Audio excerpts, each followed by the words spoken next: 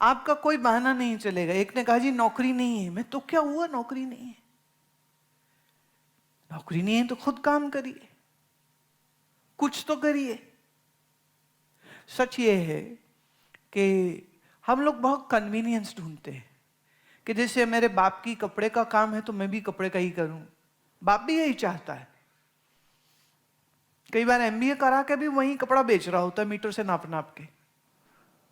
तो मैंने कई बार कहा कि अगर मीटर से कपड़े से नपवा के ही करना था तो आपका एक्सपीरियंस ज्यादा अच्छा था। अपने बेटे को अपने साथ पहले दिन से बैठा लेते, जब उसको थोड़ा हिसाब किताब अच्छे आ जाता, भाषा इंग्लिश या उर्दू या जो भी भाषा आप सीखते हैं वो आपकी अच्छी हो जाती और गणित अच्छा हो जाता, तो फिर पहले दिन से बैठा देते आप।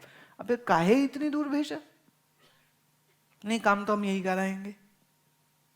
और फिर किसी कारण अगर वो काम बंद हो गया, अब लड़के को और कुछ आता नहीं, वो बैठ के फिर रोता है, मैं क्या करूं, मैं क्या करूं, मैं क्या करूं। होना ये चाहिए कि आपकी जो भी एजुकेशन आप ले रहे हैं, वो आर्ट फील्ड में हो या वो इलेक्ट्रिकल है, वो साइंस फील्ड में हो या कॉमर्स में हो, फील्ड चाहे कोई हो, लेकिन कुछ ना कुछ आर्ट एंड क्राफ्ट तुमको आना चाहिए।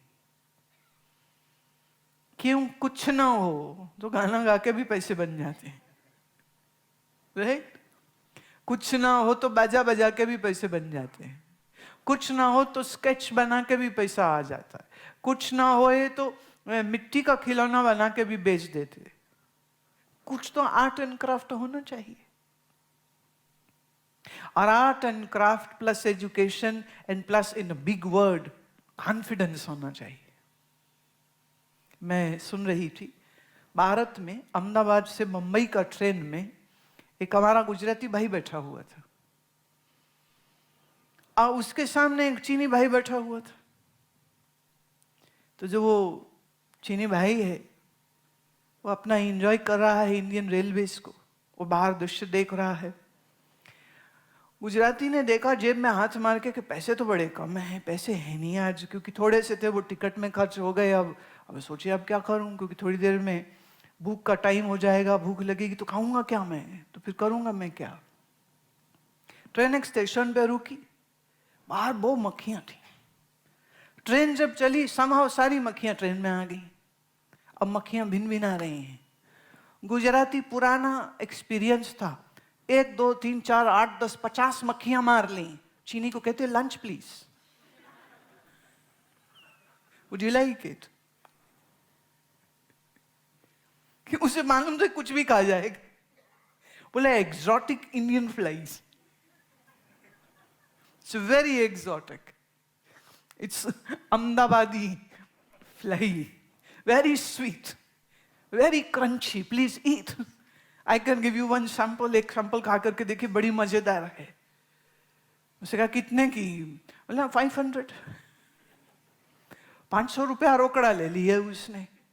स्मार्ट होना चाहिए, स्ट्रीट स्मार्ट होना चाहिए। देखिए जिंदगी में सब कुछ एक सा ही हमेशा नहीं रहता है, कुछ ऊपर नहीं तो कुछ नीचे जरूर हो जाता है। जब तो जाता है ना मामला ऊपर, तब तो आदमी पागल हो जाता है, और जब जाता है नीचे तब भी पागल ही हो जाता है। क्योंकि जब नीचे आता है तो बर्दाश्त नहीं होता, ये मेरे साथ क्या हो गया, ये मेरे साथ क्या हो गया, ये मेरे साथ क्या हो गया। हमारे एक सत्संगी, उनके फैक्ट्री में आग लग गई। फैक्ट्री में आग लगी तो पत्नी रोए, उनकी माताजी रोए। तो उनका फोन मुझे आया, कह रहे गन्नौर का टिकट बनवा लिया है। मैं कह पर आजकल तो तेरा सीजन होता है। कहता सीजन खत्म, मैं तो फ्री हो गया। मैं मतलब कह रहे फैक्ट्री में आग लग गई, फिनिश, कुछ बचा नहीं है।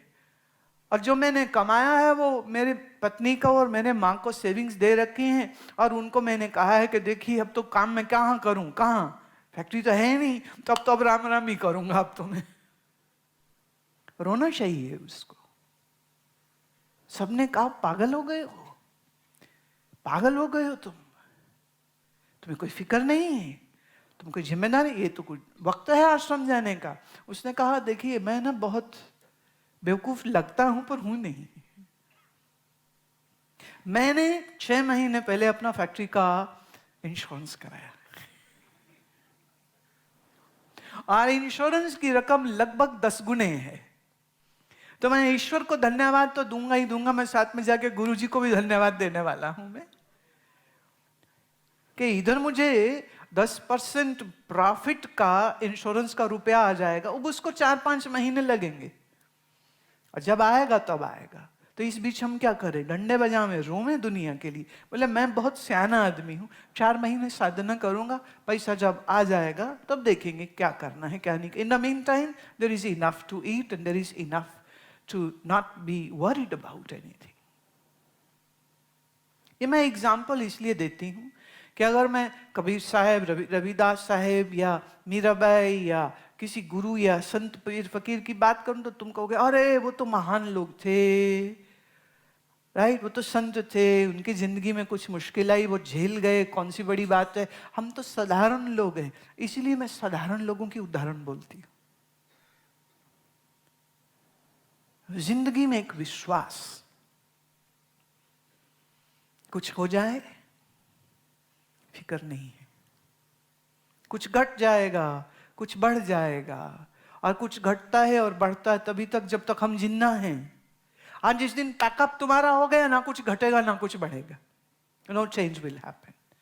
पर जब तक हम जिंदा हैं कुछ तो चेंज होगा, and change is good, change is really really very good. So why should you worry if anything changes around you?